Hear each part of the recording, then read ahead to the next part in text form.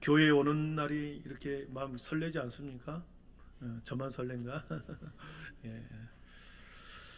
창세기 1장에는 인간의 정체성에 대해서 딱 말씀합니다. 너희들은 하나님의 형상을 입었다. 너희는 하나님의 모양대로 지어진 존재다.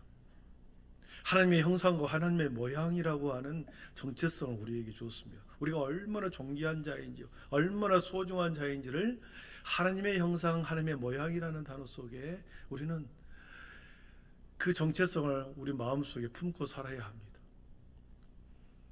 동물과 달리 하나님의 형상과 하나님의 모양대로 닮은 유일한 차이, 그게 바로 우리 인간이라는 거죠. 그리고 이 동물과 다른 인간의 속성 중에 우리 인간은 도덕적 존재라는 겁니다. 도덕성은 동물과 구별되는 가장 중요한 표지가 도덕성입니다. 여러분, 짐승들이 질서를 지키고 남을 배려한 걸 봤습니까? 남을 존중하고 이걸 봤습니까? 도덕성 안에는 배려와 존중이 들어있습니다. 배려와 존중. 나도 하나님의 형상을 입었고 옆에 있는 사람도 하나님의 형상을 입었고 우리의 모두가 하나님의 형상을 입은 자에게 누가 더 월등하다, 누가 더 우월하다 말할 수가 없는 거죠. 모두 다 하나님의 형상을 입은 존귀한 자고 귀한 존재라는 거죠.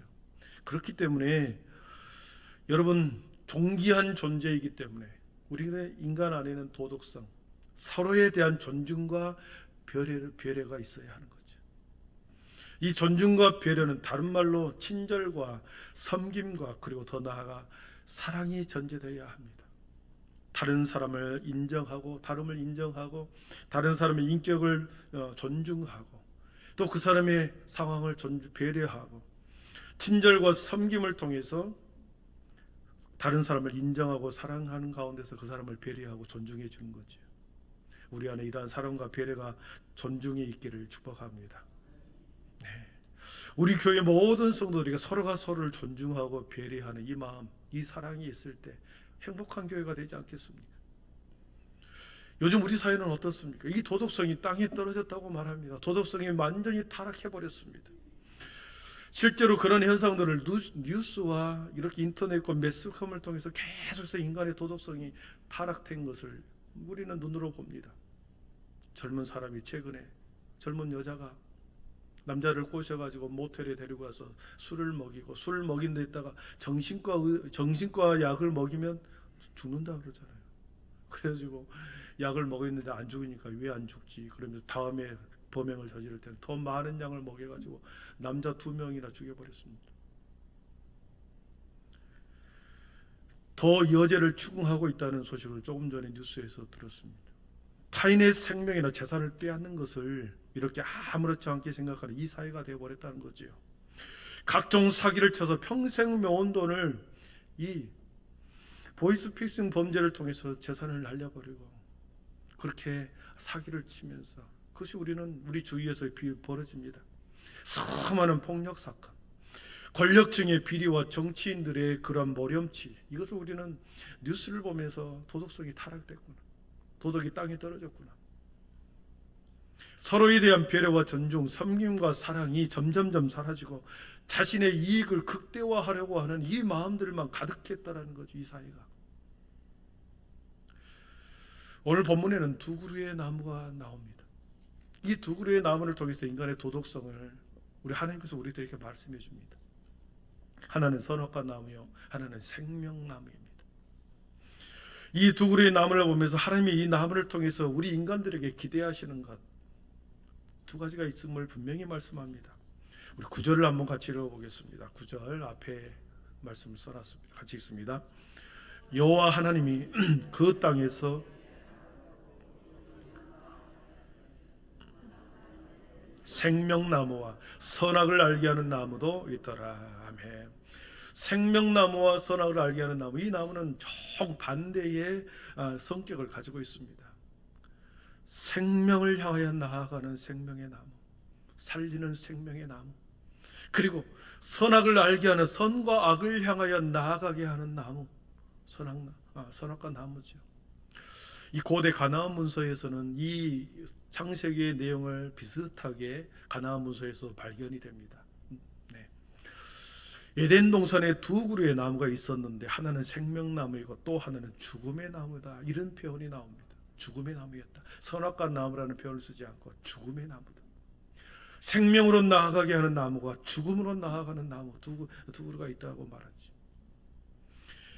가나안 문서에서는 이 선과 악을 알게 하는 나무를 죽음의 나무로 비유하면서 표현하고 있지만, 성경은 선과 악을 대조하는 이 나무를 통하여 인간의 도덕성을 거기에서 우리들에게 말해주고자 하는 게 있습니다. 하나님의 기대에 못 미치고 실패해버린 인간의 도덕적인 문제, 도덕 수준 때문에 인간이 죽을 수밖에 없는 그런 인간이 되어버렸는데, 그 존재가 다시 사는 비결, 생명나무라고 하는 또 다른 나무를 통해서 생명의 길이 있음을 우리에게 보여줍니다.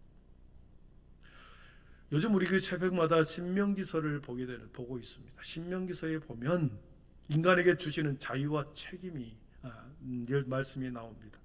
30장 15절 19절 우리 한번 같이 읽어보겠습니다. 같이 읽습니다. 보라, 내가 오늘 생명과 복과 사망과 화를 내 앞에 두었나니 내가 오늘 하늘과 땅을 불러 너희에게 증거를 삼노라. 내가 생명과 사망과 복과 저주를 내 앞에 두었은즉 너와 내 자손이 살기 위하여 생명을 택하고. 그랬습니다. 하나님께서 우리 인간들 앞에 생명과 복과 하와 저주, 사망과 화를 우리들 앞에 두었다는 겁니다. 모든 인간들 앞에 이 선택하도록 우리 앞에 두었다. 내가 생명과 사망과 복과 저주를 내 앞에 두었은즉 너와 내 자손은 살기 위하여 생명을 택하라. 이렇게 모세가 자신의 백성들에게 말합니다. 생명과 사망, 복과 저주, 우리 앞에 하나님께서는 이 선택의 기로 무엇을 선택하느냐. 21세기를 살아가는 저와 여러분들에게 우리들이 날마다 부딪히고 충돌하는 것이 내 이기심을 위해서 죽음을 선택하는 경우가 많다라는 거죠. 내가 손해를 보더라도 생명을 선택하는 그 순간에 생명을 선택해야 하는데, 내 잠시의 유익을 위해서, 내 이익을 극대화하기 위해서 죽음을 선택하는 일들이, 충돌이 많다라는 거죠. 믿음의 사람도 그렇습니다. 때로는 작은 이익을 통해, 이익 때문에 신앙도 믿음도 관계도 파괴해버리잖아요. 미국에서 있는 한 일화를 소개합니다. 어느 날 젊은이 두 사람이 두 사람이 타락하기로 작정하고 이 도박장을 가기로 했습니다. 의기투합하여 우리 도박장에 가서 도박을 하자. 그런데 공교롭게도 그 도박장 옆에는 조그만 교회가 있었습니다. 그런데 그 교회 앞에 그날 저녁 수요일 밤 설교의 제목이 죄의 싹은 사망입니다. 이 제목이 딱 붙어 있는 겁니다. 그 두 청년이 그 교회 앞에 도박장을 가기 위해서 그 교회 앞을 지나갈 때 한 청년이 그 제목을 보는 거죠. 죄의 싹은 사망이다. 죄의 싹은 사망입니다. 청년이 문득 한 청년이 이 문구를 보는 순간 마음에 찔림이 왔고 불현듯 마음의 죄의식이 동요되기 시작합니다. 그래서 친구에게 말합니다. 도박장 가지 말고 우리 교회 가자. 한 친구가 말합니다. 한번 결심한 대로 해야지 무슨 소리냐 그러면서 친구는 도박장으로 가고 한 친구는 교회로 가지요. 그래서 교회에 가서 그날 저녁에 그 청년은 회심을 하게 됩니다. 예수님을 인격적으로 영접하고 그의 인생에 평생 주님을 모시고 살아갑니다. 그리고 30년의 시간이 흘러갑니다. 회심한 청년은 30년 뒤에 미국의 대통령으로 취임을 하는데 21대 대통령 클리브랜드 대통령이 그 주인공입니다. 그리고 그 친구가 대통령에 취임하는 그 연설하는 그 순간에 나머지 그 다른 친구는 감옥에서 친구가 대통령에 취임하는 그 취임하는 모습을 거기서 기사를 보게 됩니다. 한순간의 선택이 자신의 인생과 친구의 인생을 완전히 바꾸는 것을 거기서 깨닫게 되고 절감하게 되죠. 선택이 얼마나 중요한가. 순간에 내가 무엇을 선택하느냐, 어떤 선택을 하느냐에 따라서 우리의 영혼이 좌우해다 버리고 우리의 미래도 좌우해 버리더라는 거죠. 생명과 복을 택하기를 축복합니다. 손해가 보더라도 조금 내가 어려움을 당하더라도 생명과 복을 선택하는. 매 순간 영원한 생명과 영원한 죽음을 선택해야 하는 갈등 상황에 우리는 끊임없이 놓여 있습니다. 우리 마음에 충돌, 갈등이 있습니다. 사랑하는 성도 여러분, 우리 안에 있는 도덕적 선택을 통해서 우리가 생명과 복을 선택하여 우리의 미래도 우리의 영혼도 주님 앞에 복을 받는 우리 모두가 되기를 축원합니다. 에덴 동산에 있는 그 두 그루의 나무를 통해서 하나님은 지금도 모든 인간들에게 생명을 택하는 생명나무를 택하는, 또한 선악을 알게 하는 그 중에 죽음의 나무를 선택의 요구를 우리에게 하고 있고, 이 선택의 자유는 우리에게 주었으나 그 선택의 자유의 결과는 너희들이 책임져라는 겁니다. 오늘 17절에 보니까 도덕적으로 잘못 선택해 실패했을 때 어떤 결과가 나오는지 17절 우리 같이 읽어보겠습니다. 같이 읽습니다. 선악을 알게 하는 나무의 열매는 먹지 말라. 내가 먹는 날에 반드시 죽으리라 하시니라. 아멘. 선악의 열매, 선악과의 나무의 금단의 열매로 하나님께서는 접근하지 말고 먹지도 말고 가까이 가서 따먹지 말라 명령했습니다. 선택의 자유를 주었으나 하나님께서는 유일하게 금지된 과일, 인간에게 금지된 일이 있다. 하나님께서 쳐놓은, 하나님의 금을 그어놓은 그 금지의 일, 금단의 열매를 먹지 마라. 하지 말아야 하는, 금해야 하는 것이 분명히 있다라고 하는 것입니다. 선악과를 따먹는 그 순간에 반드시 죽으리라 그랬습니다. 경계가 있습니다. 하나님의 말씀에 기준이 있고 하나님의 말씀에 경계가 있습니다. 여러분, 선악과를 따먹는 게 예를 들어서 뭐가 있겠습니까? 우리는 가정생활을 합니다. 우리의 가정 안에 부부관계가 있고 가정 안에 자녀들과의 관계가 있습니다. 옆집의 남자, 옆집의 아내, 옆집의 자녀들, 하나님께서 우리에게 주시는 이 가정이라고 하는 테두리가 분명히 있습니다. 이것을 뛰어넘는 것, 파괴하고 뛰어넘는 것, 다른 가정을 파괴해버리는 것, 여러분 선악과를 따먹는 것 그렇죠. 하나님께서 하지 말라고 하는 금지된 일이, 도덕적인 금지된 일이 있는데 어떤 선을 넘어버리는 것, 이것은 선악과를 따먹는 일이죠. 에덴 동산에 수많은 나무, 이 나무 저 나무 많은 나무를 두었으나 유일하게 하나님께서는 선악과 나무와 생명나무를 따먹지 말는 금지된 나무, 인간 사회 가운데 우리가 금해야 할 것들, 하나님께서 선을 그어놓은 그 경계를 뛰어넘지 말라고 하는 것이죠. 자유는 절대적인 자유가 아니라 한계가 있는 자유다. 우리에게 모든 것을 선택할 자유를 준 것이 아니라 하나님께서 경계를 둔, 하나님께서 금지해 놓은 일에 대해서는 침범하지 말아라. 어떤 일이 벌어진가? 그 금기사항을 어길 때 반드시 죽으리라 그랬습니다. 반드시 죽으리라. 여러분, 반드시 죽으리라는 말씀은 영혼의 죽음을 의미합니다. 인간의 영혼의 죽음은 무엇을 의미하는가? 하나님과의 관계의 단절을 의미합니다. 하나님과의 관계의 단절. 전혀 하나님과 상관이 없이 살아가는 인간, 하나님과 전혀 무관한 삶을 사는 그 사람, 하나님과 무관한 단절의 삶, 이것이 영혼의 죽음의 상태이죠. 많은 사람들이 자기 잘난 맛이 살아갑니다. 물론 교회가 흠이 있고 성도가 흠이 있죠. 약점이 있고 부족한 면이 있습니다. 사람들로 그럼 지탄을 받습니다. 그러나 정말 생명은 교회 안에 있거든요. 근데 이 생명을 보지 아니하고 성도와 교회 사이에 작은 흠을 보면서 교회를 비난하고 성도를 폄하하고 그런 세상의 사람들이 있습니다. 그래서 나는 교회 안 다닌다, 하나님을 믿지 않는다 말합니다. 그러면서 자신의 삶을 살아가죠. 하나님과 무관한 삶을 살아갑니다. 영원한 죽음입니다. 버림받는 것처럼 안식할 곳이 없는 잃어버린 방황하는 삶을 사는 사람, 하나님과 관계가 단절된 사람, 이것을 유리하는 인생이라고 표현합니다. 유리, 흩어질 유자에 떠날 이를 씁니다. 흩어지고 떠나버려 멀리 떨어져 방황하고 헤매는 인생을 우리 유리하는 인생이다. 영원히 안식할 곳을 잃어버리고 하나님으로부터 떨어진 그 사람, 속에서 헤맨다는 거죠. 방황한다는 거죠. 하나님과 떨어져서 살아갈 때 고아처럼 살아가는 거죠. 도덕 생활에 실패한 결과입니다. 사랑하는 성도 여러분, 이 생명나무를, 이 선악과의 나무를 따먹고 하나님께서 창조한 아름다운 에덴 동산에서 추방을 당해버리고, 하나님께서는 추방당하면서 인간을 추방시키면서 유일하게 생명나무를 보존합니다. 3장 24절 생명나무에 대해서 하나님께서는 하나님의 조치를 취하는데 3장 24절 앞에 기록되어 있습니다. 같이 읽어봅니다. 이같이 하나님이 그 사람을 쫓아내시고 에덴 동산 동쪽에 그룹들과 두루 도는 불칼을 두어 생명나무의 길을 지키게 하시니라. 아멘. 에덴 동산 동쪽에 그룹들, 그룹이라고 하는 말이 이렇게 많은 사람을 모았다는 것이 그룹이 아니고 천사를 말합니다. 그룹. 헬라 히브리어로 그룹은 천사를 말하거든요.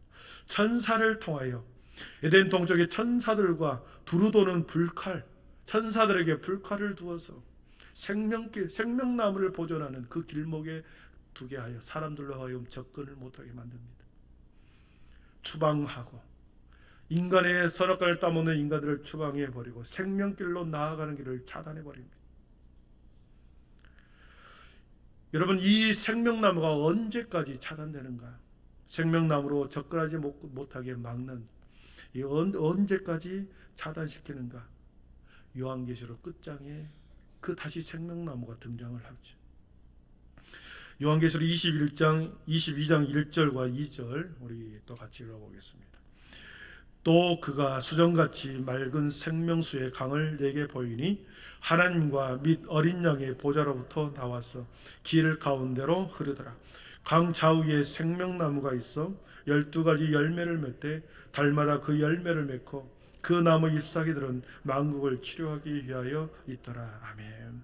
하나님과 및 어린 양의 보좌로부터 길 가운데로 흐르더라. 강 좌우에 생명나무가 있다. 여러분, 어린 양의 보좌가 누구입니까? 예수 그리스도죠. 예수 그리스도의 승천에서 앉아있는 어린 양의 보좌, 거기에 생명나무가 있다는 거예요.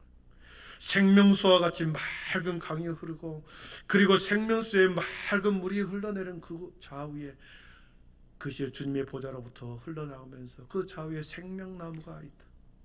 그리고 주님의 보좌 앞으로 나가는 사람, 모든 사람들에게 그 생명나무를 먹도록 한 거지요. 선악을 알게 하는 나무, 죽음의 나무는 인간들에게 죽음이라고는 저주와 비극을 갖고 가져왔습니다. 인간의 불순종에 기인한 잘못된 선택으로 인해서 인간은 죽음과 죽음의 형벌과 저주의 형벌을 인간은 받게 되었습니다. 그래서 인간은 하나님 앞에서 쫓겨났습니다. 하나님과의 완전히 단절되었습니다. 하나님과의 단절, 하나님 앞으로 나아갈 수 없는 고아와 같은 인생을 우리 인간은 살아가게 되었습니다. 그런 고아와 같은 우리를 하나님께서는 또 다른 나무 하나를 우리들에게 보여주십니다. 제3의 나무라고 그러죠. 선악과의 나무, 생명나무, 그리고 제3번째 나무. 베드로전서 2장 24절을 같이 읽습니다. 친히 나무에 달려 그 몸으로 우리 죄를 담당하셨으니 이는 우리 죄에 대하여 죽고 의에 대하여 살게 하려 하심이라. 그가 채찍에 맞음으로 너희는 나음을 얻었으니 너희가 전에는 양과 같이 길을 잃었더니 이제는 너희 영혼의 목자와 감독 되신 이에게 돌아왔느니라. 아멘. 전에는 너희가 양과 같이 길을 잃은 그런 고아 같은 사람이었다.